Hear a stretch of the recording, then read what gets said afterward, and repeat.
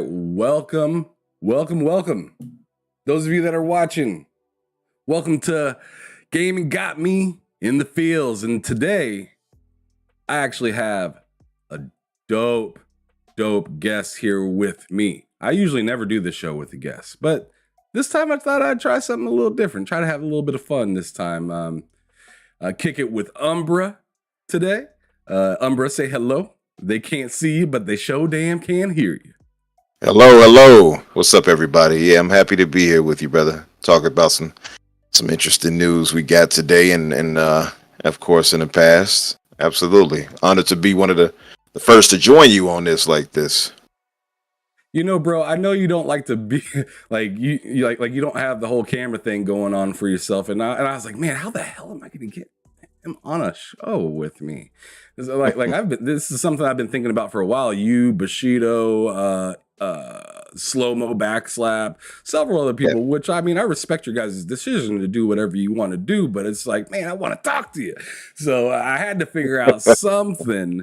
So I'm happy to have you here on the TSWS gaming YouTube channel. I think for the first time. I know I like on my other channel I joined you with guys. Matt. Exactly. Yeah, I joined you guys before, I know, but yeah, it wasn't on this. But yeah, man, I'm happy to be here. I mean, and I get it. I do get it. I know some people are like, I've talked with people and like, oh man, get yourself a camera. When are you gonna get on camera? Like I hear it all the time, believe me. But like, I don't know. I don't have any compulsion to really jump into doing that, honestly. But I do know that like people do want to see who you're talking to and kind of ingratiates yourself more to the audience. I get it. I understand it. But think of me as that man, like Oz, the man behind the curtain. How about that? The Umbra behind the curtain. All right. Yeah. Anyways, well, we have a lot to talk about, and I mean, I hit you up late last night, and I was like, "Yo, here are the topics and whatnot that I'm thinking about talking about," and then I ended it with, "This is what I think I got, unless something else pops up." And by God, if something popped up, right? Something popped up that was something that we've all been waiting for quite some time, which I'm going to play Mr. Tease about this because I want to talk about this, but I want to talk about it a little later. Are you okay with that? Oh, yeah. All right. Yeah, absolutely. So let's actually get into some of the subjects that we have at hand today, which is some pretty interesting stuff. I have one fantastic article that I wanted to go through that talks a little bit about Tim Schafer and his kind of experience with, being with Xbox. And he also talks a little bit about like his history and stuff like that, like what he has done and, worked on and whatnot throughout this article. But for the most part, for the most part, I just wanted to talk about like what it was like for him getting in with Xbox and everything like that. So let's kind of get into that. Have you had any chance to play any of his like recent games or any of his past games at all in the past? I absolutely have. Tim Schafer is one of my favorite creators, actually. So I loved the original Psychonauts, for instance, and I loved the second Psychonauts. I was actually very, very pleased that they actually kept that same spirit and energy with it and improved upon it, and I loved it, man. So one of my favorites for sure. What do you kind of think about the whole like Xbox? I mean, obviously you're a fan of Xbox.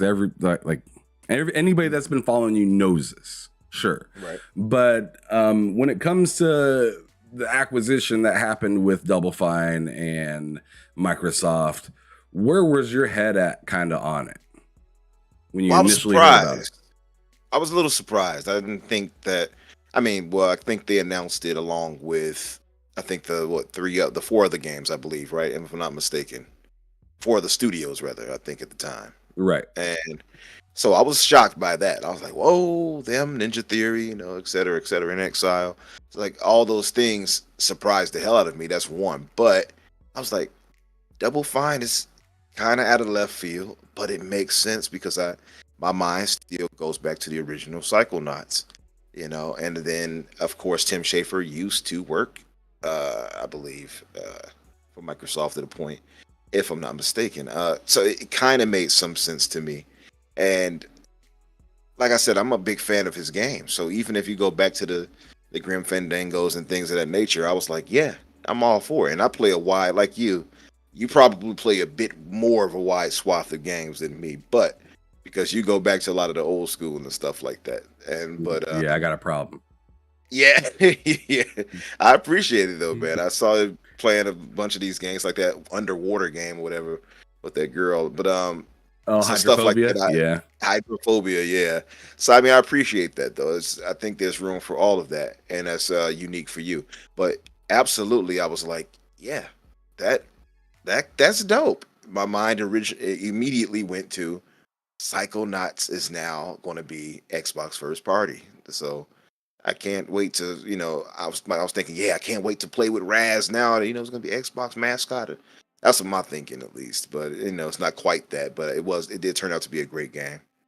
Yeah, and I mean, in a way, it kind of was a mascot, at least for the year. It was. It was very strong, and it actually became a Game of the Year contender, which was really dope to see.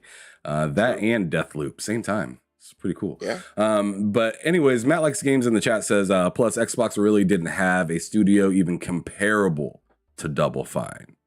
Which, that's true. I mean, I don't think anybody can argue that. I think if Double Fine ended up in anybody's hands, it'd be a studio that nobody can compare it to, because they do some stuff over there. They do some pretty wild stuff.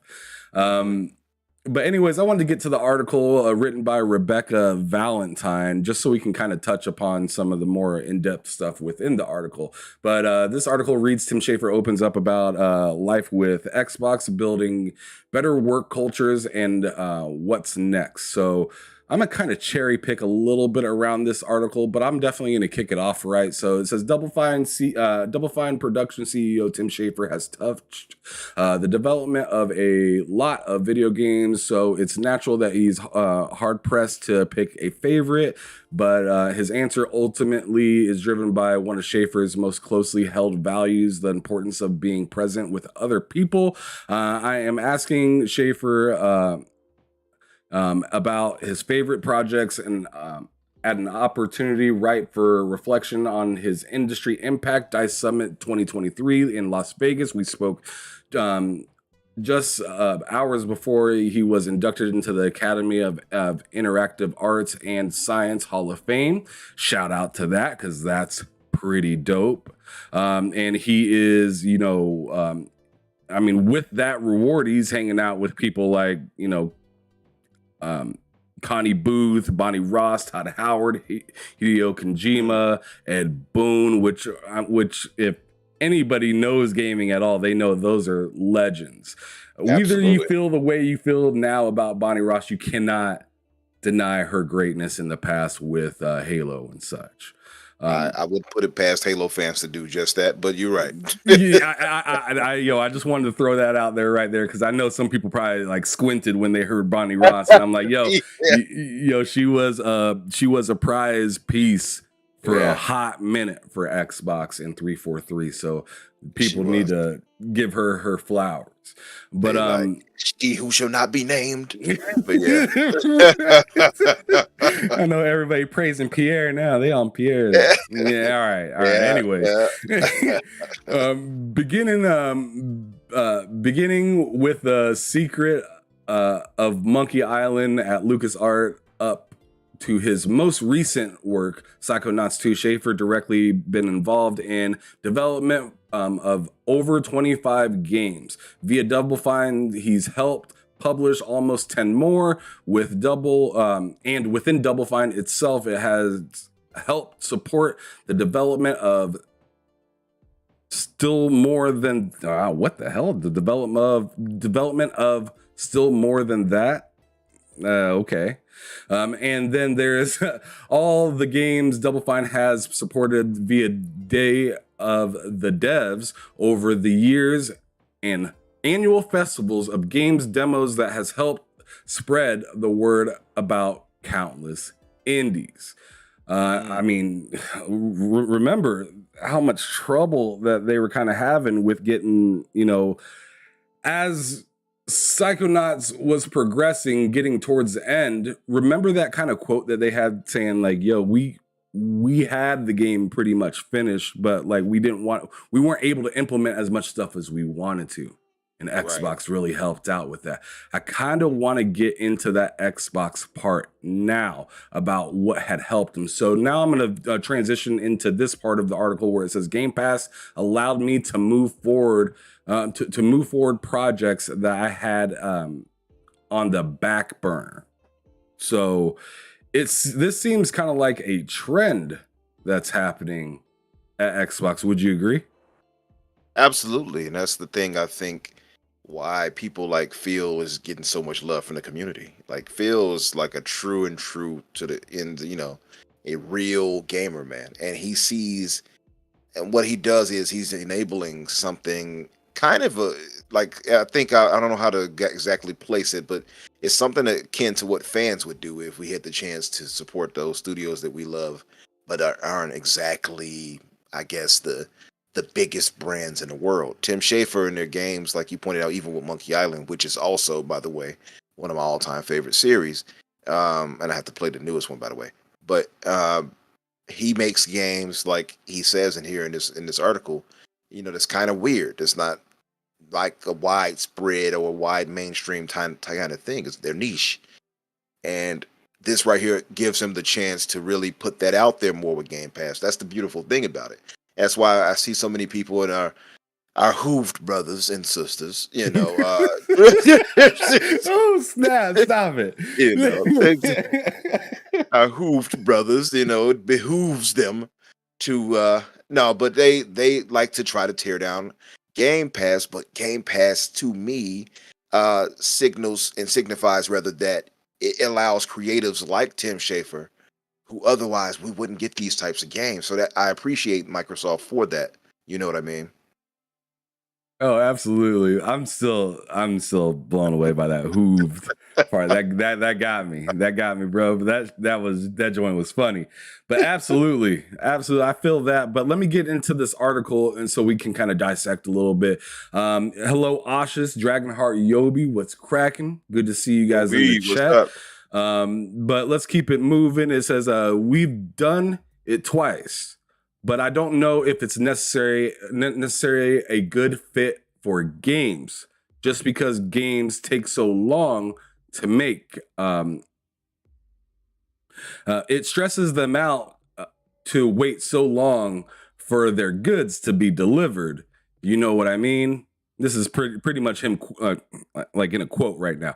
So, but it was great to get past the gatekeepers a little bit and say, we do want an adventure game again. We do want platform and stuff. So it'll continue to evolve, I think. One of the biggest changes for Schafer personally was Double Fine's acquisition by Xbox, a move that opened up a number of new doors for the studio. As Schafer puts it, Double Fine historically tends to make weird games, as you were saying, Umbra, just a little bit ago. They tend to make weird games that tend to be difficult to find funding for. But with Xbox support, he's not only had the funding, but he also had the boon of Xbox Game Pass to put those weird games in front of people who might not ever have tried them at the full price. And that's just a fact. Yeah. That's just a fact. And I know and I know our hooved friends, as you said earlier. I know our hooved friends say, hey, you're supposed to buy the game. You're supposed to support the devs. You're supposed to do this and that. But I mean, I seen K Mega just the other day saying, yo, I supported Forspoken. Where y'all at? Oh, wait a minute. He actually spent money on that? Yeah, he spent money on it. He bought it Oh, on PC. He bought it on PC because I mean, he's trying to push that 4080 that he got to its limits. I see. And I mean, I that's a great game to do it to, bud. I tell you what, because that game is optimized, was optimized in hell, right next to I Satan. know. Yeah. So Yeah. You know that. I mean, man, listen. I played enough of that demo to be like, nope, not for me. But kudos to him. And he's right. Like the thing that our Hooved brothers and sisters always pushes it's supporting the devs and support the devs. Buy. But then we look at the numbers and we realize that a lot of that is just bluster. If anybody has any right to say that, it's Nintendo fans. They support their devs. If you see the sales that they get for their titles over there, PlayStation and Microsoft and anybody else are pale in comparison to Nintendo first party when it comes to that. That's a fact. They got them. They got their fans locked and loaded. They're ready to go, and because they make so many games that only would be right for the Switch. Mm-hmm. I mean, a game. Some of them games, if they came out to Xbox and PlayStation, sure they might be cool, but they would not garner the same respect and love. That's facts. When you got fans willing to buy cardboard and such and set that up, Mr. you got a lawyer right now. Be careful. When you got them setting up, cardboard and that little, I don't know, Toad headset or something over their head or something. Those are diehard fans. You know what I mean? They're not going anywhere. So he says, "Goat Tendo." Yeah. He ain't playing. Yeah, but and I got love for Nintendo. I mean, look, listen, Mario's obviously one of the Mount Rushmore type of gaming characters, right? Like if you're going to talk 100%. About gaming, yeah, Mario's going to be one of them. Maybe Zelda, it might be one of them too. Link, for instance, in particular, but Master Chief, etc., etc. So I get it. I get why the fans and the nostalgia and all that. You grow up on that, the Pokemon and all. I get it. Gotta catch 'em all. It is what it is. But I think I kind of just grew out of it, man. You know what I mean? To all respect to everybody. I will probably try that Breath of the Wild, Tears of the Kingdom though. But other than that, don't really do it for me. I don't know. All right. Let's try not to drive away Mr. Joanna Dark. Yeah, I mean, I can see Umbra on the edge with Nintendo right now. He's like, I don't know if I should drop this thing off a cliff or if I should keep it for another year. But we got some stuff to talk about with that as well, actually, because Nintendo.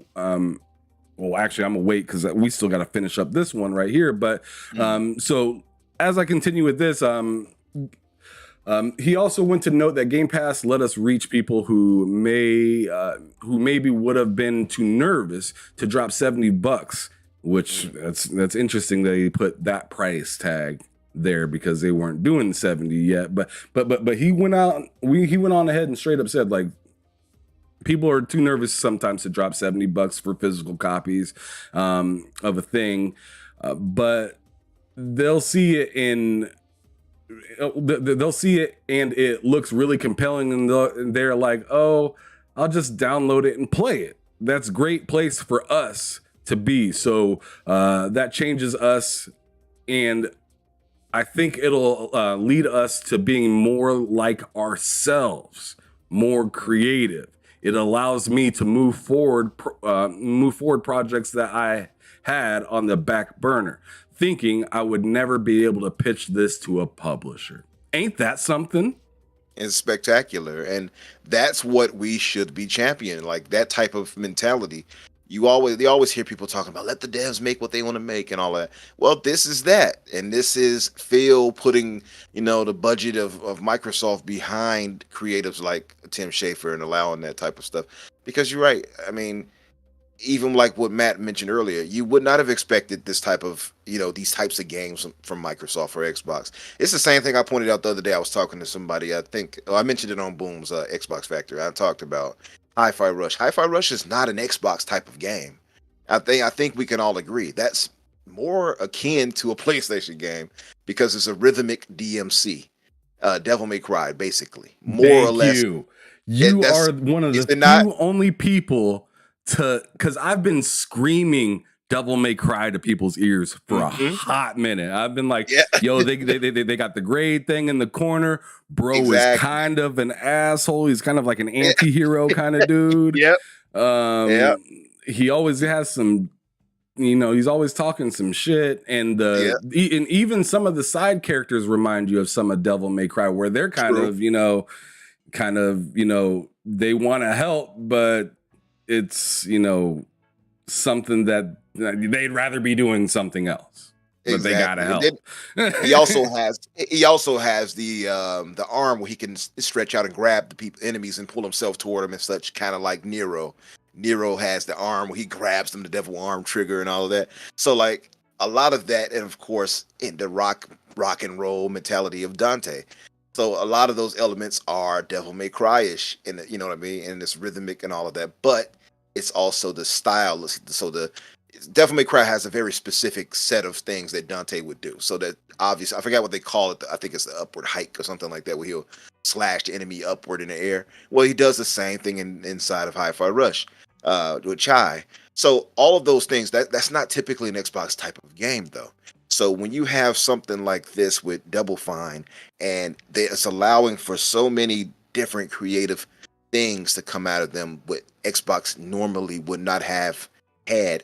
Not only does it feed toward, Game Pass, making it much more unique and diverse, which it has been, and that's the strength of Xbox nowadays. But it's the failure of PlayStation, oddly enough, because PlayStation used to be much more diverse, but it's kind of, they have a specific formula now. Whereas Xbox, this right here keeps them very varied, and it makes Game Pass more enticing, I think, if you're willing to give those types of games a chance. And typically, you have people trying to downplay that creativity, unfortunately. But I appreciate that type of stuff, because games I would have never played before, I get to try out now because of Game Pass. He's right about that. Those things are added to it. I would not have paid $70 for it. I wouldn't have paid full price. But them being inside the service, I'm like, yeah, I'll give it a try. And some of them have turned out to be great.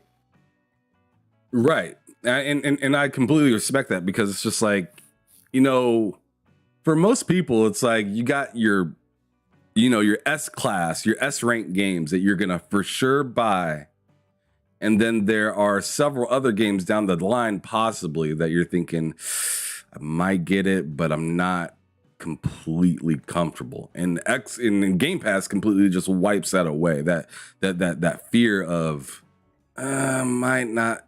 this might not be for me. It's like, well, let's see if it's for me. Mm-hmm. It erases that trepidation, if you will. Yeah, absolutely. And he went on to say that, people used to say, it's just too strange sound. And now he makes those games.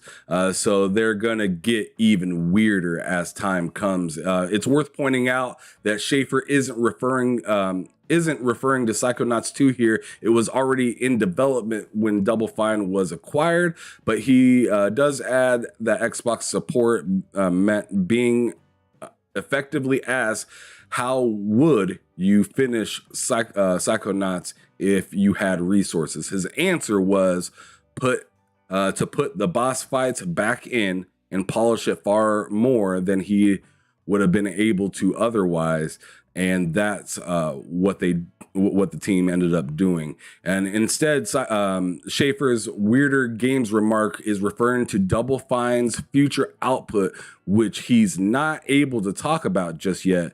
He does confirm that the studio does still does internal game jams. And he's got a whole list of game ideas in his head that he wants to work on someday. I asked him if he's thinking of revisiting some of the old games at any point. While he's not opposed to the idea entirely, that's not what he's up to right now. Yeah. So I'm just going to kind of end that article right there. But any kind of final thoughts on that whole subject? Well, I think it just goes to things that we've heard from other developers and such, right? I forgot that guy's name, but he made that game. What was it? Going down the mountain with that bike. What is the name of that? I cannot remember the name of it, but he's going down this mountain with the bike. And it's been other developers too, but he's been one of the most vocal, and he'll actually debate with. I know exactly what you're talking about. That dude's been like, "Yo, this service right here is the bee's knees." Exactly. And so you have some people who flat out come out and tell you, "No, Xbox Game Pass is the ish." You know what I mean? They'll come out and flat out say it. And you have people who, for instance, Descenders. That's it. Thank you. And then you have people like what's my man name with Obsidian? I forgot his name, but he made Pentiment. Things like that. He flat out tells you it would not happen. It wouldn't have happened without Game Pass. You know what I mean? So Game Pass is allowing these creators to do what they have to do. I just hope some of these other, well, Microsoft actually pushes rather, is getting some of the IP that they actually have out there because of it too, that normally wouldn't get that funding. You know what I mean? We often talk about the Conkers and the Banjo and Kazooies. Get those things out there, and you got Tim Schafer right here. I know Tim doesn't want to work on other people's IP, so I'm not pushing that on him, but I'm just saying, it's like, get those games out there. Game Pass is perfect for it. You know what I mean? Hell, once they get ABK situation hopefully finally done and out of the way, you have obviously Toys for Bob who can do those things too. So I don't know, but I was just going to say Tim Schafer, absolutely happy to have him on board with Xbox. One of the legends in gaming. I love his games, so absolutely. Hey, that's a fact. That's really dope stuff. But let's go on ahead and move on to the next topic that we kind of got going on here. So let me see what we got on the deck for us next. Oh Lord, it's the refrigerator. Wait, it's not the refrigerator. It's a toaster. Wait a second. What's happening here? So following the Xbox Series X fridge, next up is reportedly the Series S toaster written by VGC. I'm not sure how real this is. What do you think, Umbra? When I looked at it a while ago, because I saw it and I was like, what's this Xbox article? Then I looked at it, I'm like, oh, toaster. I was like, wait a minute. Isn't that a meme? Like they're joking around and stuff? But you know what? The fridge kind of started out as a joke too. It was a joke, yep. Yeah. And then it evolved into a real thing. So no, now I do believe this will be a thing. I know Xbox got people sweating. They just don't even know what they doing next. It's like, what the hell? Yeah, are they gonna drop a game or an appliance? What's happening? I guess it makes some sense. I don't see myself buying. As you know, I can't even recall the last time I had a piece of toast. I'm gonna be honest with you. You know, so I'm not gonna be like, oh, I need to make me some toast, Xbox toast. I just don't see myself using it, but I get why they're trying to go that route. I think they just want to get the branding out there for more. So that's cool. And I'm reading an article more that's talking about it's allegedly a part of a new wave of licensed Xbox gear. So Xbox ramen bowls, etc., etc. I don't want to read too much of it, but that's interesting. Xbox ramen.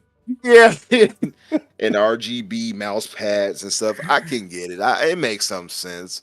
And it's a long running joke that it looks like a toaster and a speaker and all these other things or whatever.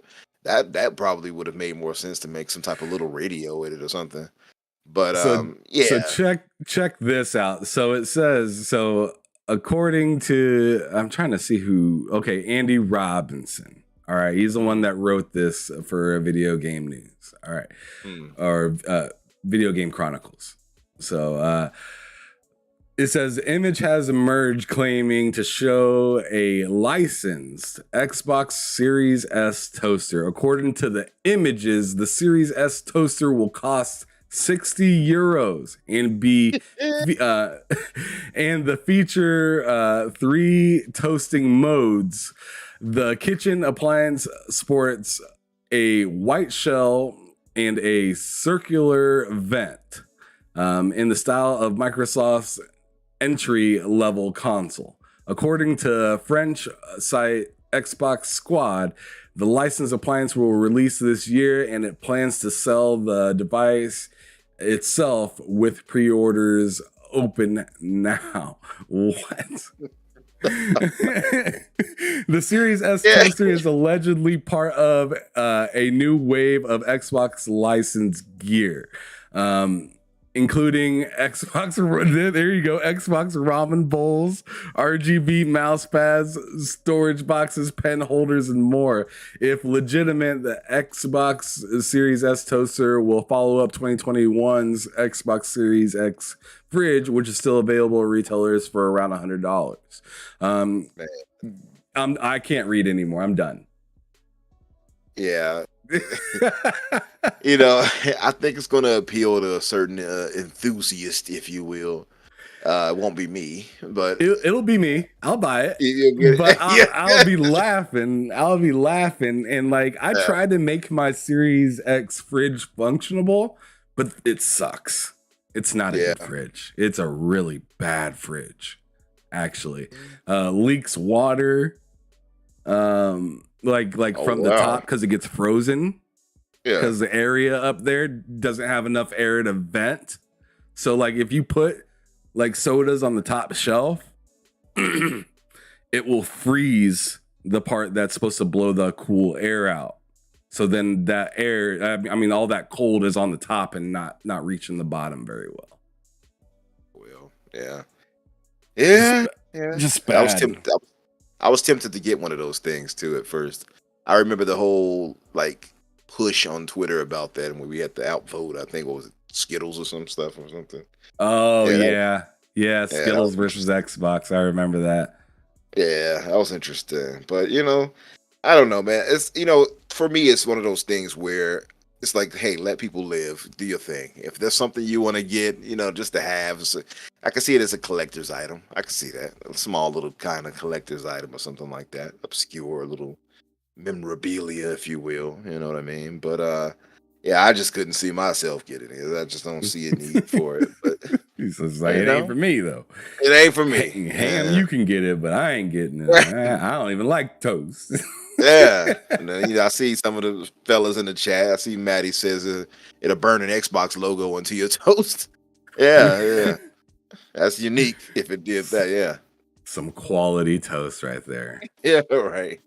4 T-flops of toast. Yeah, you're right. Yeah, next thing you know, they're gonna have the Series X toaster. That'll be 12 right there. Yeah, 12. Hey, they might as well just make it into an oven. Yeah. What if they did? Introducing the Xbox Series X7. You all have gone too far, but yeah. All right, so we're done with that. We're gonna go on ahead and move on and this is something about the Series S as well, but it's an unfortunate article. So earlier in the week, Digital Foundry discussed whether the features should be removed, or certain features should be removed for the Xbox Series S. Have you heard anything about this?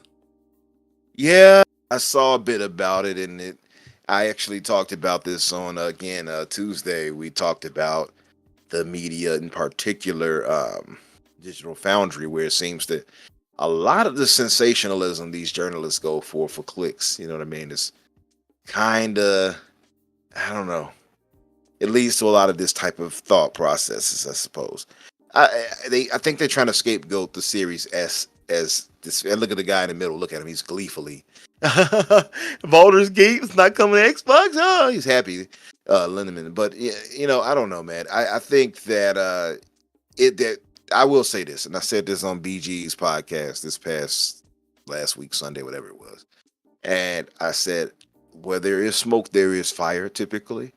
So you kind of see this same issue with a lot of different games where it's like, oh, we couldn't get the best out of Xbox for whatever reason. Or, hey, this feature might not be the best here on it, whatever, because of whatever. Part of the biggest issue is, to me, it's less that the Series S can do it, and more so that PlayStation is the leading platform. I don't think these guys are going to go out of their way to try to make the Xbox port the best of the best, unfortunately. You know what I mean?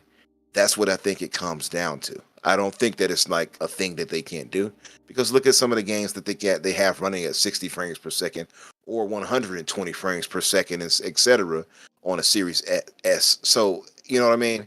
So I don't know. I think it's easy to just scapegoat the S personally, and I don't think a lot of these guys, specifically Linneman with Digital Foundry, he already has a negative view of Xbox anyway. I've seen some of the things he's said over time, and I think it's just the popular thing to kind of trash Xbox when it comes to these type of things. And I think Series you're right. S, I think you're onto something. Yeah, it's a low hanging fruit. Series S, you know what I mean? Yeah, I mean, it's like the little, it's like sometimes the Series S is treated like that kid that's a little shorter, a little slower, and you're picking out the teams to play on, like who's going to be on whose soccer team or whatnot, and Series S is always picked last, and it's always told it's not good enough, but at the end of the game it always ends up scoring a goal and proving everybody wrong. And what I mean by that is, like, if you look earlier with id Software, they were not stoked to work on the Series S for like Doom and stuff like that. Whatchamacallit, Control, when that game first came out, it was a nightmare on Series X, and it ran really rough for Series S. That's walked back now. Was Dying Light 2 came out 30 FPS on Series S. Rough. That's walked back now. The wild thing about this, I find, is that Digital Foundry said this, right? But not that long ago, Alex, part of Digital Foundry, said, the reason that things are looking rough is because of the priority. So what's going to get priority most? The thing that sells probably the most, right? Yeah, that's it's literally what you just got done saying not that long ago, Umbrella. Yeah.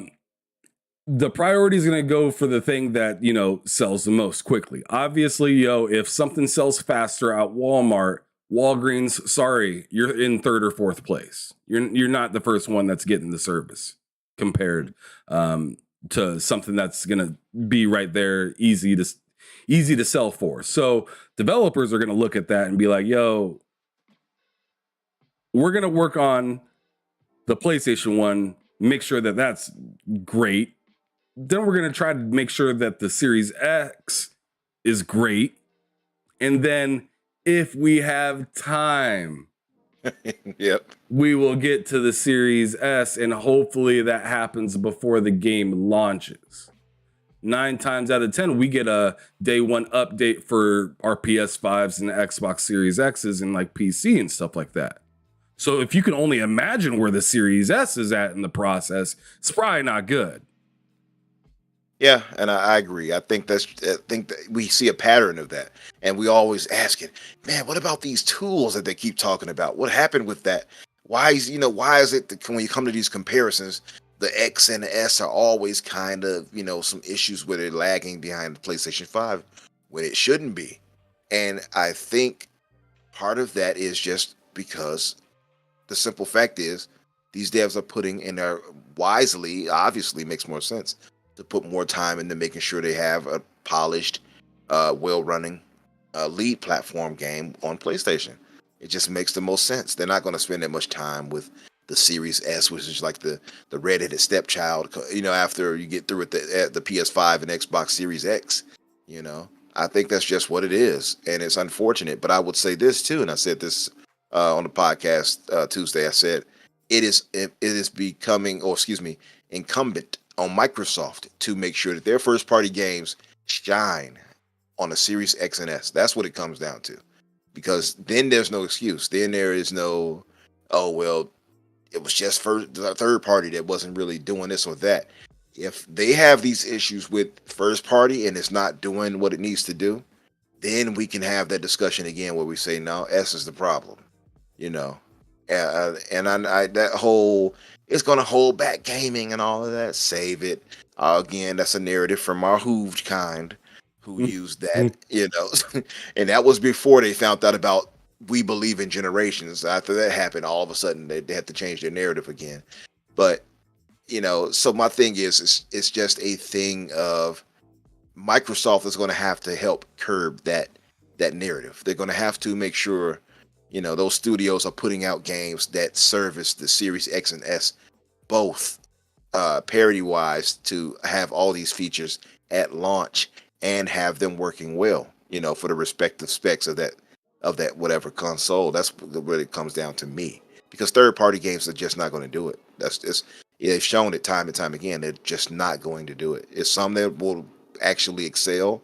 I mean, like you'll see an Assassin's Creed, for instance, that'll do it, or you know what I mean. But then there's some that just don't give a damn, or some that are just poorly optimized, and so you know, a weaker Series S, essentially weaker. I don't want to call it weak because it's not, but weaker comparatively to the PS5 and the X Series X.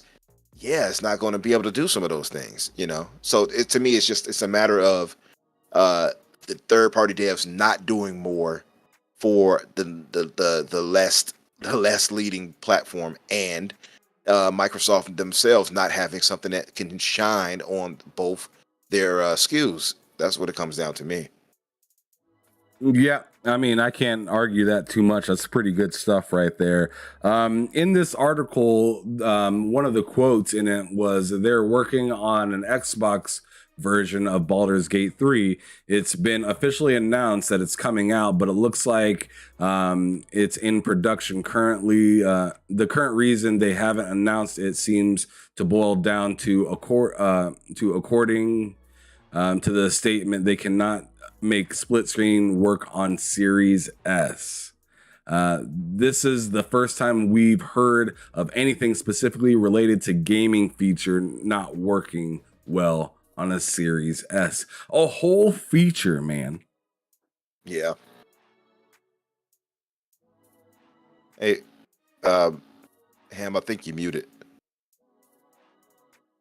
I'm not muted. There you go. Well, you went out for a minute for me. Oh, okay. I'm sorry. No, but like, yeah, what do you think of that whole thing? Like a whole mode doesn't work or run. Do you believe that that's the case? Like it's like if the Series S is kind of making things harder, or if they just haven't put enough time into it? No, I think they just didn't put enough time into it. Listen, the weakest platform, at least, or what's the word I want to use here? Not weakest. The lowest common denominator will be the PC, because they have the lowest specs they have to match there and scale up from there.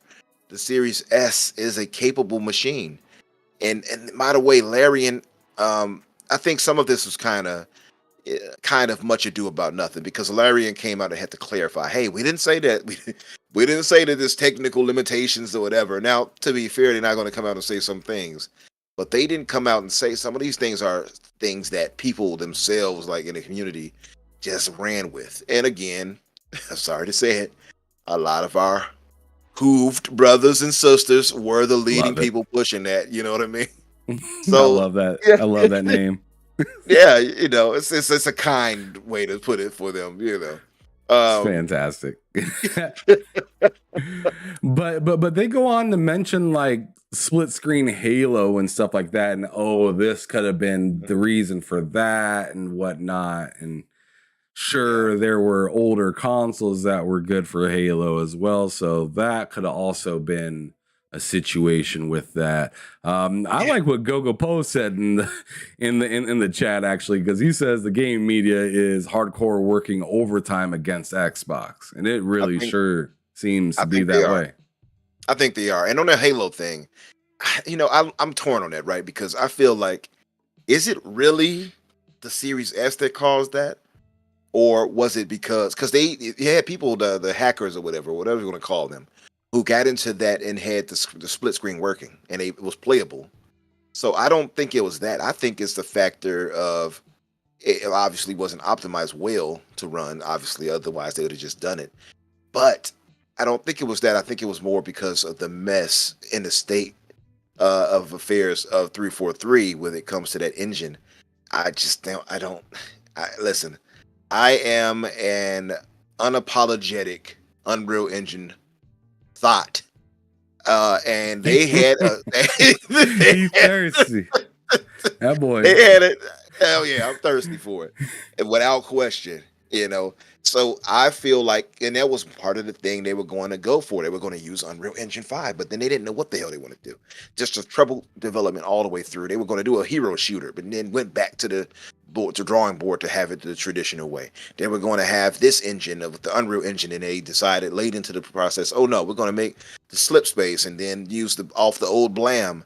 You know what I mean? And so my thing is I don't know if it's necessarily the Series S, or if it's because of how terrible 343 was behind the scenes with so much going on that they couldn't nail right. You know what I mean? So I don't know. I don't know how to put Halo into that.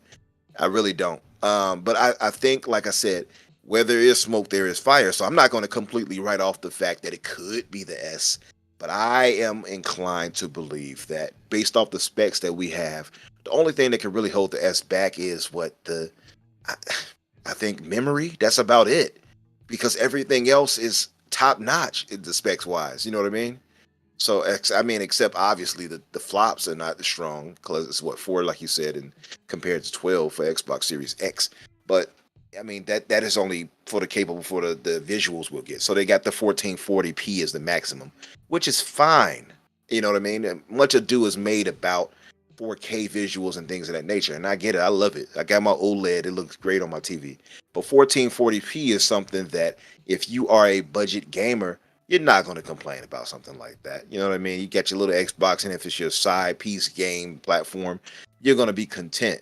I don't know, man. It's a tough discussion to have, but I think it's something we just have to keep looking at going forward. And if we see it happening again, where, hey, well, we can't get this. See, Inferno just said, he says, Adrian Deli, a good buddy of ours, who used to be an employee of Microsoft, by the way, he said that the memory was the issue. So that could be it. That's the only thing I can think of is the memory, like I said. So Adrian Deli is saying he thinks it's that too. Yeah, it makes some sense. That would be the only thing. If that's the case, okay, cool. But I think we'll just keep an eye out going forward to see if that is ultimately the thing. But I don't trust these gaming publications anymore. They've shown time and time again that they'll go for that clickbait title just to get, views and stuff like that. So I don't know. What throws me off is just like some of these crazy demanding games run fairly fine, pretty good, if I might add, for the Series S. And then there'll be these random other games that are just like, oh man, this thing is completely holding us back. And it's just like, wait a second. Like, we got Forza looking fantastic over here. Pretty much any other game that I've heard zero complaints about Hogwarts on the Series S. Exactly. Where's all the complaints for that? Atomic Heart? Yep. That's a big game. It's heavy. It's true. So I just need to see a little bit more evidence, because it seems like this is like a quarterly thing where just one dev out of nowhere will come and be like, oh, like this is so hard and so tough, and then 6 months to a year later, the game's running parity to the rest of them. Exactly. All this potato. Next thing you know, they got French fries. So yeah, get out of here. All right, well, let's keep it moving, bro. Good stuff right here. Being announced not that long ago. Armored Core 6 Fires of Rubicon is finally up for pre-order. I mean, Elden Ring knocked it out of the park for From Software, right? But can they create that magic, in your opinion, again? That's really where I wanted to go with this article right here. I don't really want to like dig deep in reading every single thing, because there's not really a whole lot to read. It's just, it's out. It is what it is. It's going for $60 too. So let's remember that, because game of the year last year, Elden Ring, was $60 as well. So there's two things I want to run with. First of all, I want to ask you if this is something that you want. Second of all, I want to know if this has any potential to even scrape the bottom of the barrel of what Elden Ring did. And then third of all, I want to know why From Software is sticking around $60. So the first question is something I want. You know, usually these types of games I probably wouldn't get into. Mech games are not really my thing. You know what I mean? But you talk about the pedigree, and that's what I tell people when they talk about all these different studios, and like, I don't know, is Starfield going to be like this? It's Todd Howard and the A team for Bethesda. The game is about to be a masterpiece. So it's like when you talk about Insomniac, or you talk about Naughty Dog, or you talk about Take-Two. Certain things are, or Rockstar, I suppose I should say, instead of not Take-Two, but you know what I mean. So there are some studios and people with pedigree behind them where you're like, yeah, I trust them. And after they gave us that, that they've given us so many quality releases. Elden Ring was my game of the year last year. It deserved everything it got, personally. And I would have been upset at it if it didn't win. I would have felt they were cheated. So I'm actually very happy and excited to see what they can do with Armored Core. Again, it's not typically my type of thing. I did play Zone of the Enders back in the day on PS2 and stuff like that. I had that, you know. So I played them. But this, you know, Armored Core is a more strategic kind of mech style shooter. And I've seen some gameplay. And so actually some of the gameplay I actually saw actually got me more hyped because it looked pretty damn dope. So I'm excited to see what they can do with this. And I also have a buddy of mine, Kiryu, who's really big on it. So I figure I'll get in on it with him and get my game in on for it. And $60 is fine with me. I can do 60. I just refuse to do 70. That's my thing. So the entry point for it is fine. What was the other question? So the second question was, is it going to scrape even the bottom of the barrel of something like Elden Ring did last year from the exact same developers? And it's, you know, it's kind of something, because Elden Ring itself is kind of a niche thing because it's so difficult. Not many people would typically kind of get into that, but it was such a critical kind of darling because it, you know, took off socially on TikTok and all these other things. You still will see some edits for that where people put their little music to it, you know. I don't know if Armored Core is going to have that, and I think it's far more niche than even a Souls type game. So I don't think that the fighting style of the mechs are going to have any Souls type stuff in it. I don't think so. From what I've seen, it doesn't look like that's the aim that they're going for. So I don't know if they can have and kind of capture lightning in a bottle, as they would say, for this one again, or capture it twice. I just don't know, ultimately. But again, I think the pedigree behind them, more people are going to be inclined to give it a chance. I'm one of them. So I think more people will give it a chance. I don't know how well it'll end up doing. But yeah, I don't know. I don't think it'll end up being some type of game of the year contender or anything like that. I don't think it's going to reach that. Yeah, I don't think it's going to reach that type of height. But this year it'd be tough to do something like that too, especially back to back. Oh my god, nobody's ever won game of the year development wise back to back. That would be something. That would be crazy, and especially pulling off on super hard titles, because apparently it's going to be a pretty difficult game too. So Elden Ring is a pretty difficult game, especially if you're not used to Souls types games. It's not the hardest in the Souls type games, but it's hard in general because it's a Soul style game. But so yeah, if Armored Core is like that, it is difficult to get into like that as well, and it still excels. I don't know what to say. That would just kind of upend our preconceptions of what the market wants, I think, right? But yeah, man, I'm excited for it. It looks like it's going to be good. I like the story synopsis they showed when they showed it during the VGAs and everything like that. I'm excited for it. Okay.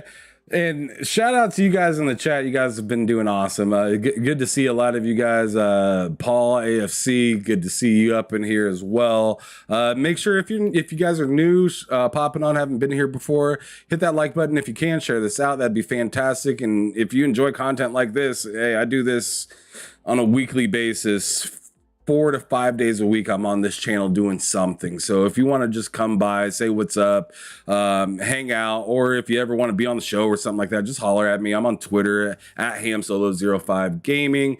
But definitely hit that subscribe button, support your boy. I'm trying to get on my way to 1,000 subscribers right now. I'm a little over, I'm getting near 600 right now. So been working quite a bit. But yeah, let's continue on with some of this stuff. So as for Armored Core 6, for myself, I'm kind of excited, but I'm not like jumping for joy for this game.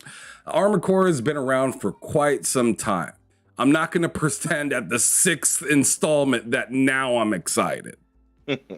And I know you're going to see that from a lot of people within the gaming community. I swear, especially when it comes to From Software, there is just people out there that are just, they pretend to be super in love with it, and like it's not always the case.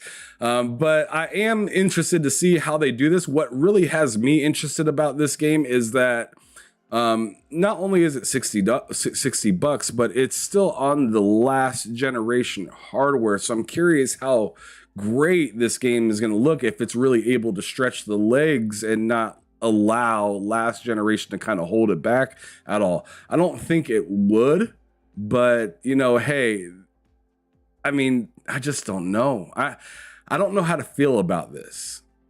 It's actually a good point, and it's something I thought of when I was looking at Wolong. Wolong suffers from that, where Team Ninja has this game. And it might be, you know, it's a Souls kind of game, Neo game type of game, but visually it just looks like it's a gen back. So I definitely get that. It looks like it struggles while you're playing it. It looks like it is like it looks. There are some moments where I'm just like, the face on that character looks phenomenal. Yeah. And then I look down and I'm like, what the fuck is the suit doing? Yeah. No, I give you 100%. Especially when you play a few stunners, like you play some real, true next gen games, and then you go back. It's like, yeah, nah, I don't want to do that. I want true next gen experiences. And once they get out of that, I'm waiting for them to get out of that, of this cross gen fiasco. And I get it. You know, it's still tons of people that are still on the previous gen, but yeah, millions. Yeah, absolutely. Tens and hundreds, probably, to be fair. But looking at PlayStation's numbers. But yeah, I think you're right. I think visually that might be the case. It might be a problem if it's cross-gen for sure. And From Software, as much as I like their games, they just, and I like their art style. Their art style is great. But if you're talking about actual visuals and stuff like that and graphic fidelity, they are not anywhere near the top of the market. They definitely could use a proper, better engine or something like that, in my opinion. Maybe Unreal Engine. Just want to throw it out there. Anyway. Nah, man, you thought. Shut your ass up. Just want to throw that out there. Pocket. All right. Wishful thinking, you know. Yeah, you keep wishing, bro. You keep wishing. I don't think they're in any hurry to go over there. Which, I mean, I totally get that, because they showed what they could do with Elden Ring, and you know, I'll go as far as to say, you know, Elden Ring doesn't look crazy next gen. It runs very well, in my opinion. I had a great time playing it. It's very the one thing that feels next gen, even though I know this game is last gen like compatible and everything like that. It's just the density in that game feels pretty next generation. Yeah, because it's just wild how big, and I mean, you could say sure that about like something that's hella old like Skyrim, right? But like having those load times and everything like that be available in a game like this, for the Series SX, PC, and PS5 just makes that game feel a lot better, running a lot better frames than obviously the last generations and stuff like that. So it's a nice touch. But as for next gen, I can still see why they're kind of sticking to that $60 range. I'm happy that they're not trying to cap and say, oh well, they're $70, so are we. You know, I feel like I feel like Tears of the Kingdom. Sorry, Mr. Joanna Dark, but I gotta go there. I feel like Nintendo need to fall back a little bit. I think they're a little too excited. Maybe on the next generation when they get their console out, $70 games can be normal. But I ain't trying to see that for no Zelda game on the Switch. That you know damn well that thing max 720. 30. So come on now. If 30, probably 15 frames per second. Oh man, you ain't got to do that. I'm trying to give him some sort of credit over here. This man's trying to bring the reality to it. Yeah. All right, so extra anyways, $10 for the cardboard you'll get. I guess I don't know.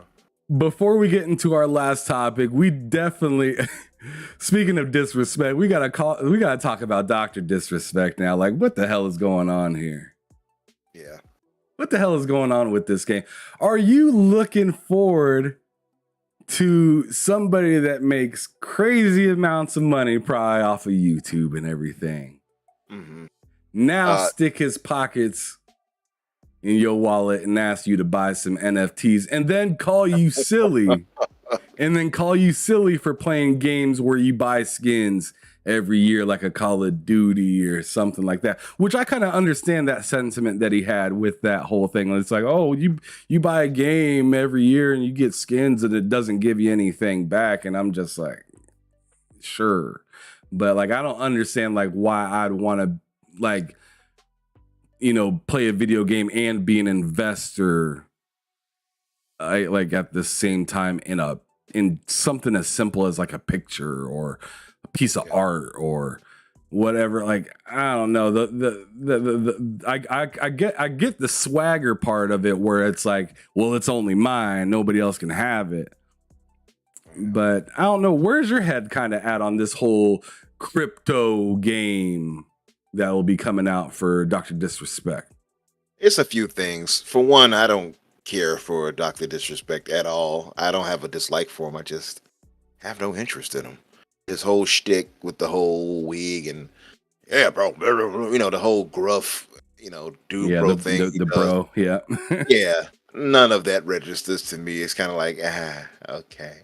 It's like one of those you do the pity laughs, like, The dude is super wealthy off social media, so I think he's a bit out of touch. I remember I have not forgotten his statements about Xbox needs to have Halo specifically needs to have a battle royale or it's going to fail. And then he felt vindicated because of the issues 343 had. And people were like, maybe he was right. No, he wasn't necessarily right. 343 just failed in having content. If they had content and things of that nature, we wouldn't even be having that discussion about needing a BR. And then the NFT thing. So he's like hitting all the no's for me. One, I think he's obnoxious as hell, so I don't care to hear him. Two, his style and all that he uses, that I'm sure is gaggle, if you will, gaggle of goofies, love, doesn't do it for me. And then three, the NFT thing and the scam for that. No, get that nonsense out of gaming. It has no place here. And the whole thought was you buy these objects and stuff like that. I remember somebody talking about, well, maybe you can move it digitally into another game. Well, how would that work? They would have to code that into the game where you can put that item into it. So that's not going to work. Logistically, how would something like that work? Let's say millions of us are buying these specific specialty items. How are they going to get it in there into the different game? It's just stupid. All around, it just sounds like a scam. I don't like the idea of it. You know what I mean? Damn, he said it sounds like a scam. It really does, man. I don't know. To me, it just has no place in gaming. And you had people who would try to peddle it as such. And every time they got called out for it and backed away and backed up. He has enough cachet as far as, his fan base goes to push this nonsense. And some of them will be stupid enough to actually go forward with it. That's the bad part. But no, I have zero interest in it. I have zero interest in him or his game that he was claiming was the best first person shooter ever and all of that. Nah, no, thank you. Everything about him, no. Just the whole like, I'm one of those people that are like, you know what? If you want to put NFTs in games, sure. Just don't make it to the point. Just like microtransactions. I'm treating it just like microtransactions. If you guys want to add some sort of like content for you guys to, get more money, sure. As long as it doesn't stop me from getting regular stuff throughout the game and completing the game as it's supposed to be completed. But like this specific kind of thing looks really kind of weird because it seems like the whole game is kind of revolved around it. Where he's really proud about this specific. I hear him talking more about the NFTs than the game. Like, what is the game? That's a surefire sign that it's a scam. I mean, look at that whole thing. What was that guy name? I think his name is Spoon or something, Teaspoon or whatever. The guy who exposed these mobile game makers and them doing something similar like that. I forgot his name at the moment, but it's the same type of thing that they aim for. Oh, be the first to get in on this, get this NFT or get this specific item, and then you can later on hatch it and do this. It's just a pyramid scheme in game form. That's all it is. It's not worth entertaining. It's not worth having here. You're gambling with your own money, and you're going to end up looking stupid at the end of the day. But I do agree with you, Ham. If it's something that's optional, you don't have to buy into, and it's just there like a microtransaction, I'm okay with that. If it's not something that's forced upon me or something in some fashion, good. I'm all for it. Right. I'm never against a developer, publisher, person, whatever, trying to do what they can to get that paper. Like, I'm not against that. Mm-hmm. But what I am against is you making it harder for me to enjoy something because you're getting greedy. Right. That's what I'm not feeling at all. But this whole NFT joint and whatnot, like, I feel like some people have stepped forward with it, like Dr. Disrespect. I think Ubisoft had an announcement saying, I don't think people realize they like NFTs yet, or something like that, which was bogus. But I'm just thinking, like, yo, doesn't like Jake or Logan Paul or something like that like owe a bunch of money? That's what it was. Thank you. It was CoffeeZilla. That's his name. CoffeeZilla exposed Logan Paul for doing just that scam. That's what it was. I was trying to remember. Oh, I guess I hit that right on the head then. Yeah. That's what it was. Because I was saying, I was reading not that long ago. I don't remember. It might have been maybe in this. Oh, no, it wasn't. It wasn't in this article, but it was somewhere I read that Jake or Logan or something like that, like, did something he still hasn't paid out or done anything with that, and it's been pretty much ignoring people. And I'm just like, yo, like, when I hear something like that, now you're getting me nervous about stuff like this being in the gaming space. Exactly. And I think if anybody, like, stuff like this is never going to get myself or you, right? But you have some people who are less, what's the word? Logically inclined,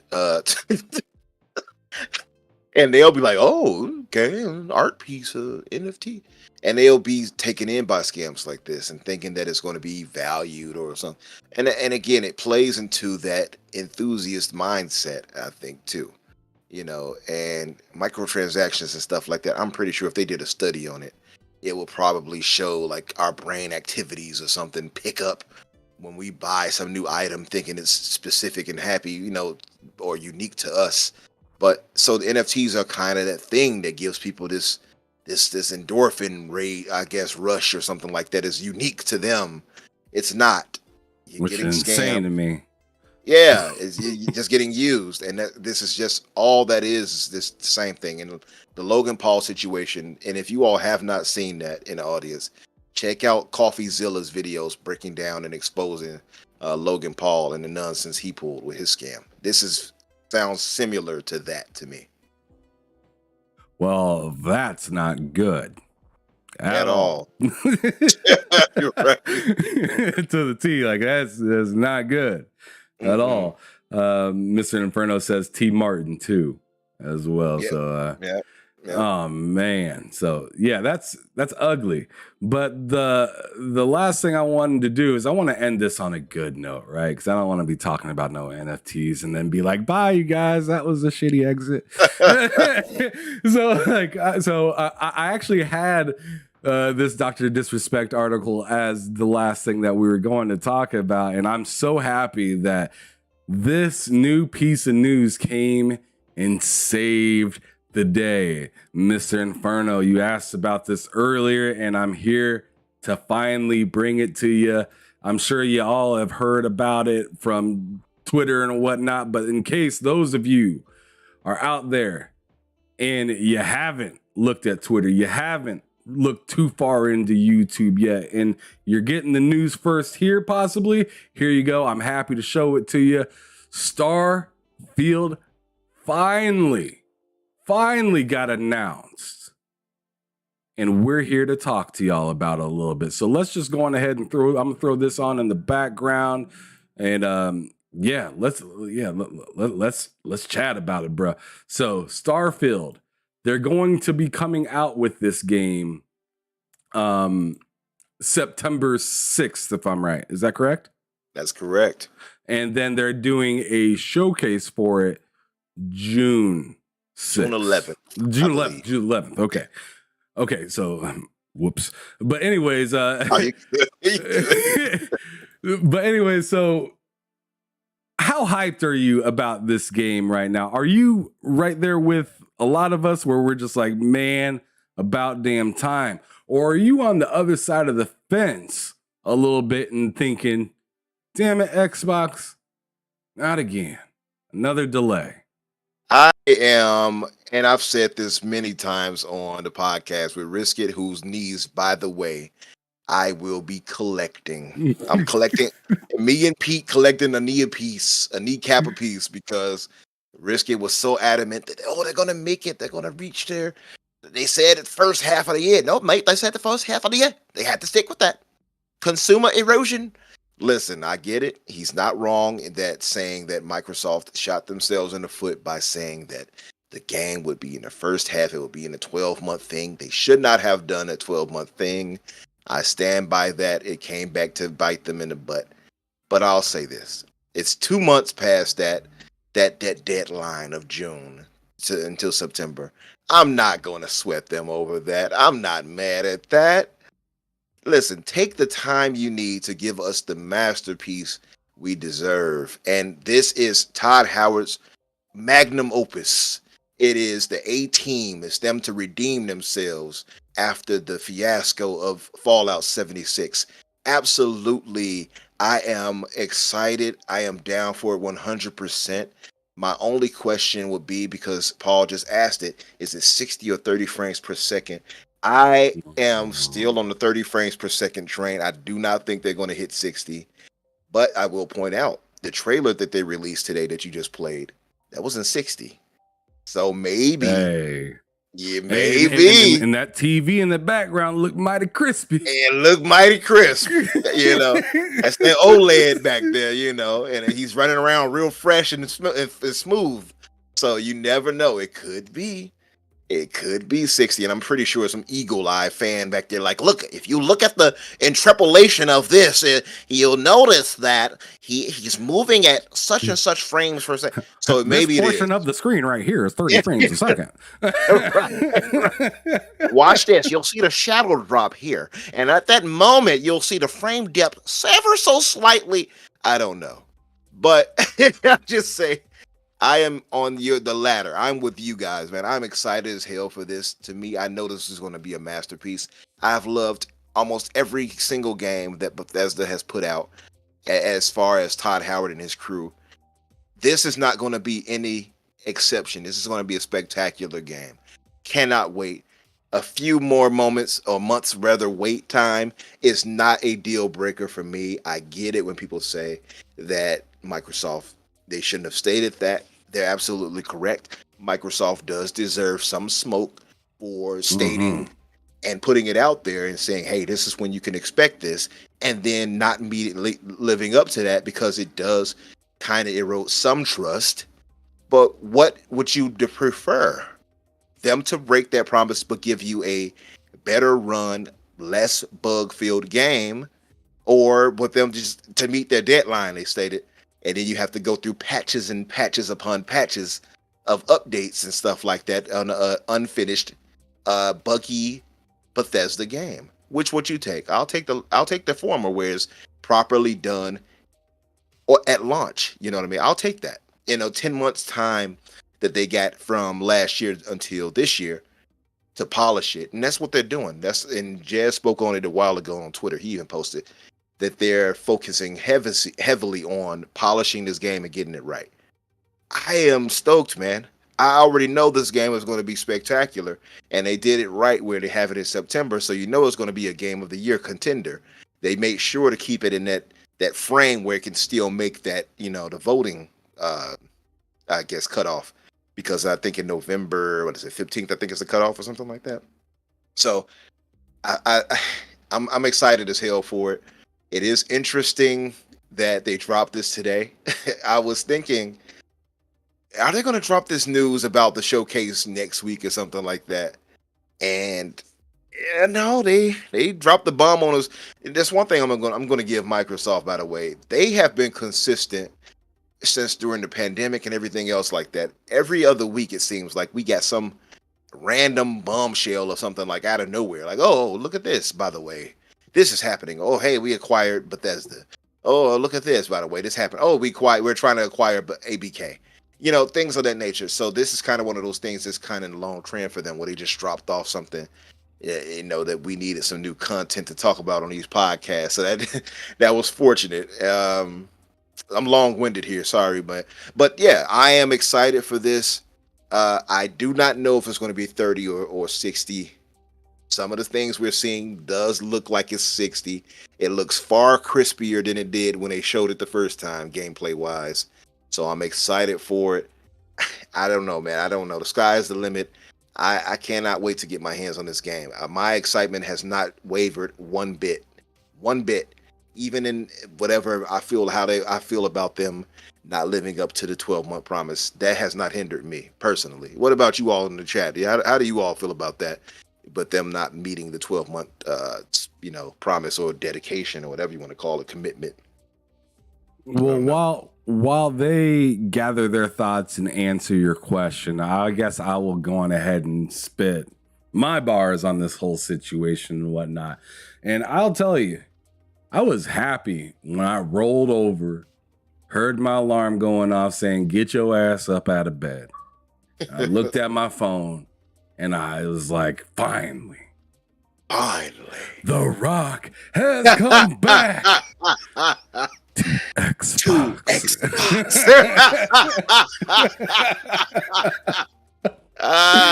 Yeah. I'm telling you, I was stoked. And then I'm not gonna lie, I seen the date and I was like, I wonder if they mixed up the 6 and the 9, or the 6. You know what I'm saying? Are they coming from Loke's side of the earth with this, or or is this supposed to be my version? But yeah. When I seen that 9/6, I was thinking, did they mean June 9th? and then I eventually seen it said September 9th later on, and I was just, or September 6th later on. I was just like, okay. So I mean, my excitement is still there, but it's just like, I thought it was gonna be June. It was gonna be June. Personally, I was not a marcher like some of these other people that I shall not name. I'll name them out there. Mav and Pong Soul. And Psychonauts. How do you like me now? And Psychonauts. And 3-Bit. How you like me now, huh? Yeah, shame on you all. Shame, I say. I was thinking we'd get an announcement in March, which we did. Yeah. But the June that I was thinking of is actually just a showcase. And the actual game launch is in September. I don't have a huge issue, as you were saying just moments ago. Like, it's only a couple months off of what I was anticipating. Mm-hmm. Now, if this said, if they would have came out and said November again, I would have been like, oh shit. Or worse, 2024. Or yeah. Then I'd be like, oh hell no. 2024. Oh no. Then we could have to brace ourselves for some ish. I don't want to curse, but we would have to brace ourselves then, because the turmoil that it would have created on social media would have been monumental. I can only think about what would have happened if we seen winter of 2024. Oh. The articles. Articles that I would have seen generating in my head is just Xbox selling brand again would be popping all over the place. Xbox needs to get rid of their game studios. They don't know how to manage. They don't know what they're doing. They're destroying Bethesda. They're gonna do the same thing to act. Yeah, all of that would come out from your usual suspects too. Exactly. The Xbox taint. And now Bethesda has that Xbox taint on them. Yep. It has that stench. Right. Oh my goodness. But yeah, I'm very stoked to see this. I am as well in the same court with you when it comes with like the FPS on it. So 60-30. It's not going to stop me from playing the game either way. True. But and plus, I have a PC as well, 3080 in my PC. I have no problem downloading it on Game Pass on PC and playing it there and getting 40 to 60 frames or 70 frames or whatever, dialing it in the way I want. To be fair, you might actually win out more using it on PC, because you'll probably you'll be able to get the mods and such to do much more with it than you would on a console, actually. Hell, I might have to do it, because I wanted to get the Millennium Falcon for the ship. So maybe it might be PC.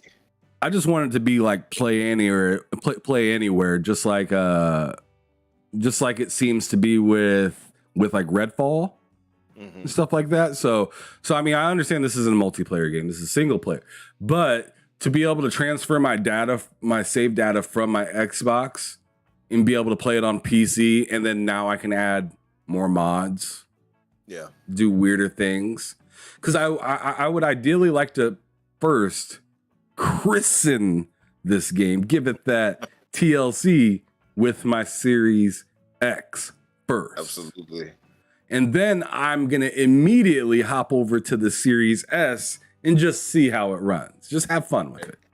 Or maybe I might just wait for Matt Likes Games in the chat to do a quick review, because he does reviews on Series S games like Monday, Wednesday, and Friday or something like that. I didn't know that. Yeah, really good dude. But then last but not least, I'm going to treat myself with dessert by putting it on my 3080 and seeing how it runs on there. And man, I'm anticipating, I'll be honest, I'm anticipating it to be funky a little bit. Yeah. Just because of Bethesda. And I don't care how much time they spend scrubbing and cleaning up every single thing. Bugs, sometimes you just can't escape. There's going to be a bug somewhere. But I'm hoping that it's something fun, something I can laugh at instead of game breaking. Yeah, that's the thing. If I'm gonna have any bugs and glitches, let it be something hilarious and not game breaking. But something I will say too, that what hit me as I saw this hitting in September was, this is a game that's like, when people kept saying, "Oh, it's going to release in these months." The reason why I knew it couldn't release in those months, and people kind of underestimated, is because they would directly clash not only with other possible first party titles and or future to be first party titles such as Diablo 4.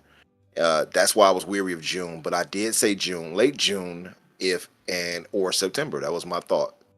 And but they have their partnership games. So the third party partnerships, they don't want to release it around that and cannibalize those sales that they would get on the Xbox too. So part of that was for that. But one thing I did realize is, or I'm thinking might be the case now, because Hellblade 2, many of us, and I'm pretty sure you even thought maybe it could release in the second half of this year. The stars seem to be in alignment for that, right? Yeah, it doesn't look like that so much anymore. Not anymore. Now, since this is released in September 6th, I think that's going to be pushed into 2024, it seems like. Unless they release that in December or something. That's the only way I can see it for Hellblade 2. Maybe November. Maybe late November. But I don't know. I don't know. Because like I said, I was expecting this game to come out in June, which would leave room, I feel like, late summer, early fall to drop Forza, which would leave room to be able to possibly drop Hellblade towards the end of the year. Same. Yeah. That was my order that I had in my head. Now that I see this being pushed to September, the only way that I can see Hellblade coming out at all is if somehow Forza hits in between Redfall and Starfield. Which I'm not sure, but I could see happening, to be honest. Because I could see a race game coming out sometime like early summer. I could see that. But then again, if I'm guesstimating as well, they dropped Forza Horizon 5 in November. So, they might do that with motorsports. With Starfield being in September, they might drop Forza Motorsports early November, and then we won't see Hellblade or Avowed until 2024. That's kind of where I'm leaning more now. Yeah, I think you might be right. And then because you also have to take into account, I think somebody mentioned it. Yeah, Paul mentioned it. Forza, that was probably going to be hit in the fall, right? So if you have that and you have this game, do you really want to kind of overcrowd it by having another game like a Hellblade 2 release? I don't think you do. So that to me kind of eliminates that thought. I think the fall will likely be just Starfield and Forza, if anything, now. And I'm guessing Hellblade will be pushed into 2024. Yeah, along with Avowed and so on and so forth, which is going to be cool. That's going to be a good year too. So it is what it is. Because you also don't want. I mean, I don't know exactly how Xbox is, how mindful they are being with these titles, or especially third-party releases, but I doubt that they'd want to put like Hellblade right next to Stalker 2. That's another one. Stalker 2 actually has to release too. That's right. Yeah, it's tough. Because Stalker is supposed to be a big hit, and I don't think, and as of right now, I believe, isn't it Xbox exclusive for right now? It is, and it's all launching in the Game Pass. So again, why would they want to cannibalize it? You're right. So yeah, that's another thing that would clash. We still got Liza P as well, and we got Liza P. That's right, man. We got an embarrassment of riches coming our way. Yeah. So at this point, I'm kind of starting to think, as much as I just am kind of salivating to see where, like, what Hellblade's all like and whatnot. I'm not sure. I mean, they're just now kind of rolling out more development diaries and stuff like that. I feel like when it comes to Hellblade, it's more or less winter is coming. And winter 2024 is where I think. Yeah, I could see that. If not early 2024, possibly. It's possible. I don't know for sure. But yeah, just saying though, they did show us a bit more for Starfield to kind of give you that mystery that we have to solve as humanity and such. I'm wondering if it's going to be a case where it's going to be like that relay thing from Mass Effect, where the humankind finally got accepted into the League and such, in the the Federation of all these different aliens, when they found the technology and such to hit warp space or whatever it was. I believe, I forget. It's been a minute since I played Mass Effect, but I see, and if you see in the trailer, you see that circular thing spinning around and all that. Yeah, it seems like it's going to kind of lead to something more, right? To like, I think they're going to kind of go further into it and have like alien life, and I hope they do.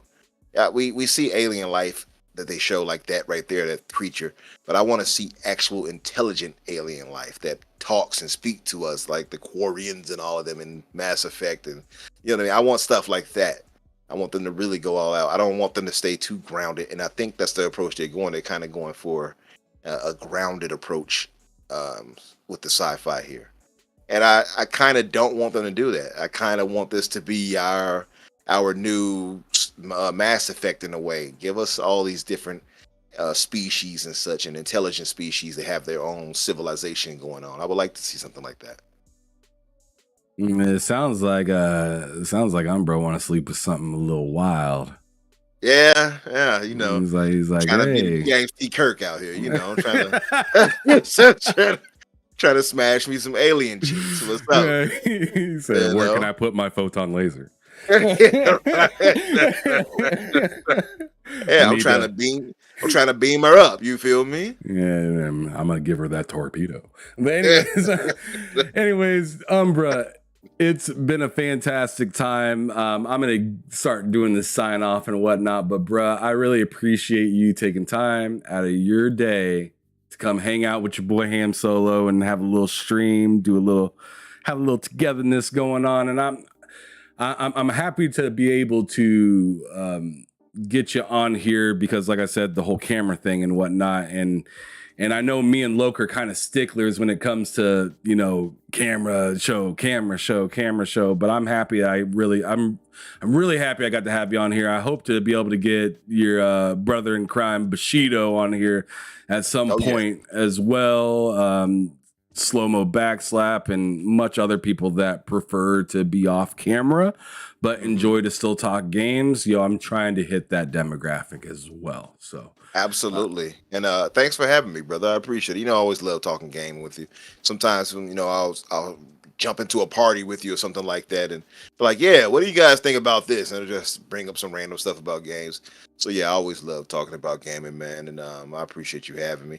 I would say too, like this format here, that's kind of something I'm aiming for with the fix for my podcast that I have. Yeah, shameless plug. Go on ahead. Go. Shameless plug.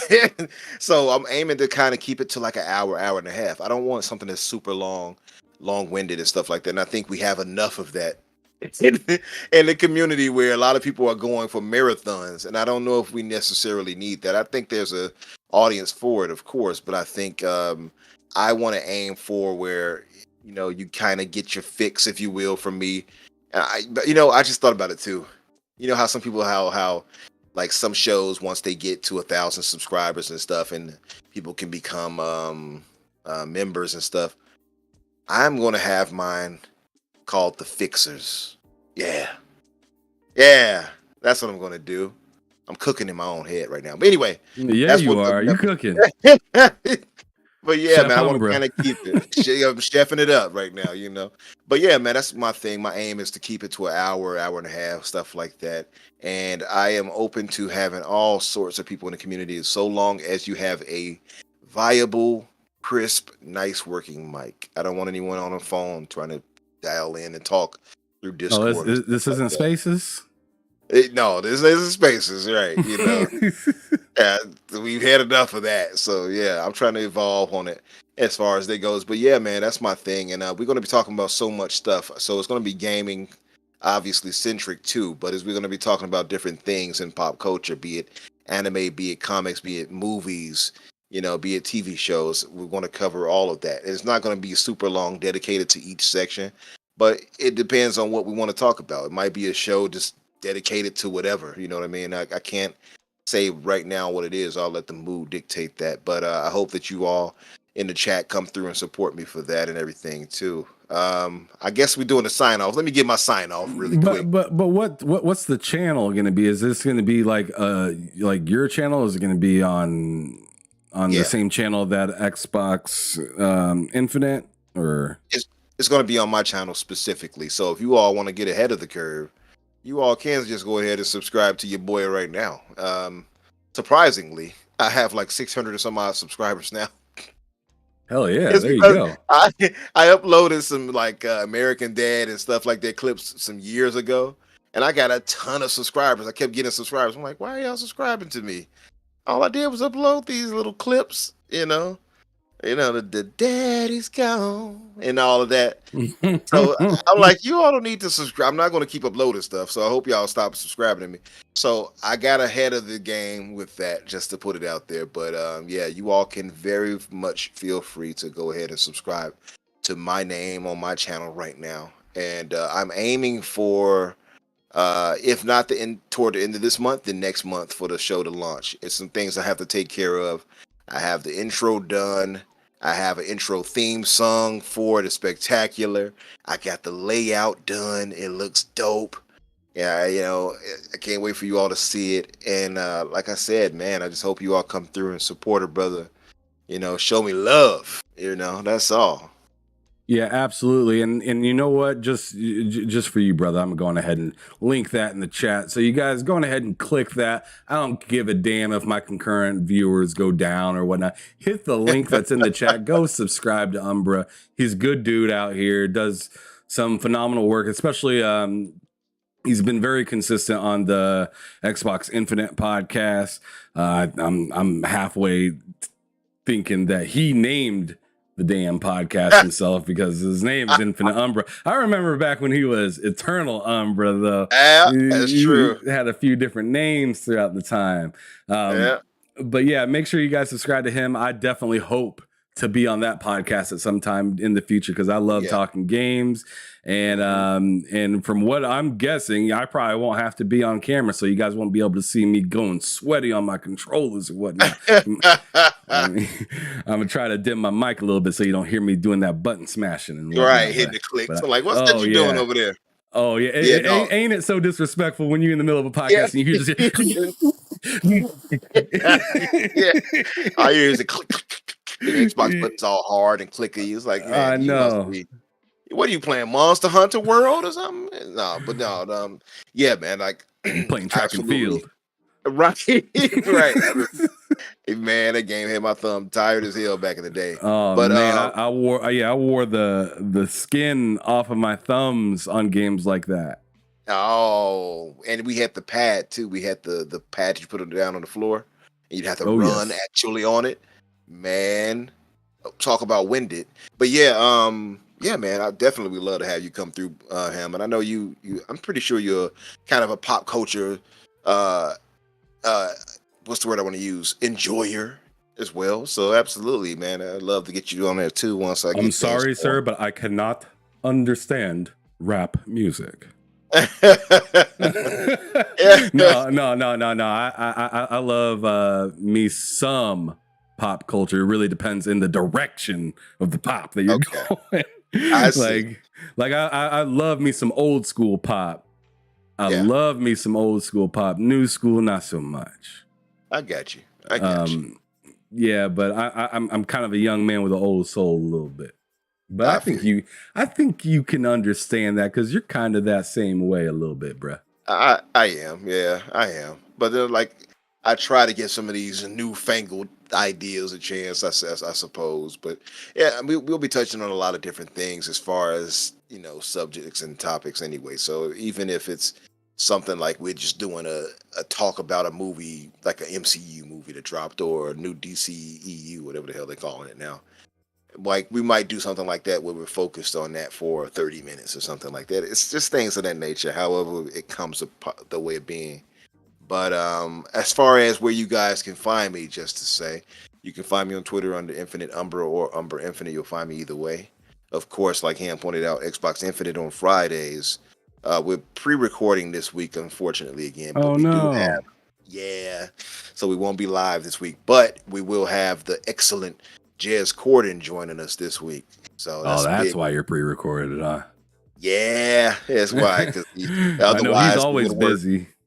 Pretty much, and his show with him and Rand, they'll probably still be talking by the time we go live on Friday. So it's like 5 hours. Shit. Yeah, yeah. Everybody's hitting these marathons, but I had the Chi-Town homie Rand join us one time, and now we lucked out in getting Jazz to come through. So that's a big get for us right there. Happy to have him come through.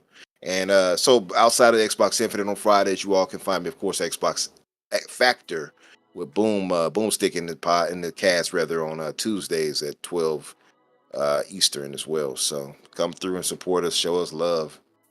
Appreciate you guys. So Infinite, it's all over the place, as you guys can see. Like I said, make sure if you see in the chat the last one of the last things I said, second to last thing I said was his channel on YouTube. Make sure you click that. Go support the man as he is on the come up of his own channel instead of instead of Risk It. But speaking of Risk It, actually, I have him on my show tomorrow for Behind Them Sticks. Nice. Did you know that? I saw it actually before I clicked on the YouTube of this. I saw it. I'm like, oh, look at this. Look at this in sync. This in sync action here. To infinity and beyond, I guess. Yeah, I don't know. But it's going to be a good time. Y'all make sure you guys show up for that. I'm doing my sign outs right now if you didn't notice. Hit me up, Ham Solo 05 Gaming on Twitter if you have any inquiries or questions or concerns. But if you want to keep up with me, as I said, I do shows on this channel pretty much Monday through Friday. Every once in a while I take a Monday off, but Tuesday through Friday, it's 100% going down every single time. But as I said, this Thursday, which is tomorrow, 7 p.m. Eastern time, 6 o'clock Central, me, Risk It for the Biscuit are going to be live talking about his gaming history, how he got into it. I'm sure I can get some insider information right now from Mr. Umbra, but I'm gonna keep it cold. I'm gonna keep it regular. I'm gonna figure it all out for myself. I'm gonna figure it out for myself because I bet Infinite got something that I could light his ass up about. Yeah. As a matter of fact, I'm gonna light him up about his knees tomorrow. I'm definitely gonna. There you go. Oh yeah. Like, hey, beware the knees. The knees. Yeah. Beware the knees of March instead of the Ides of March. Yeah. He's losing those joints. Yeah, definitely bring that up with him. That'll do it. Like, so I'm hearing that you might need knee surgery coming up. So you going in for surgery, right? Yeah, he's like, huh? What are you talking about, Mike? What do you mean? Yeah. Get him a doctor. No, I'm just all right. Anyway, somebody call an ambulance, but not for me. But not for me. Well, anyways, it's been real, you guys. I appreciate everybody giving me their time and whatnot. Don't forget to like, subscribe, share this out if you got time. I'd appreciate it. This is your boy Ham Solo with Infinite Umbrella this evening, signing out off of the TSWS Gaming YouTube channel. And I always say, make sure that you're keeping it gaming or keeping it moving. Peace out, y'all.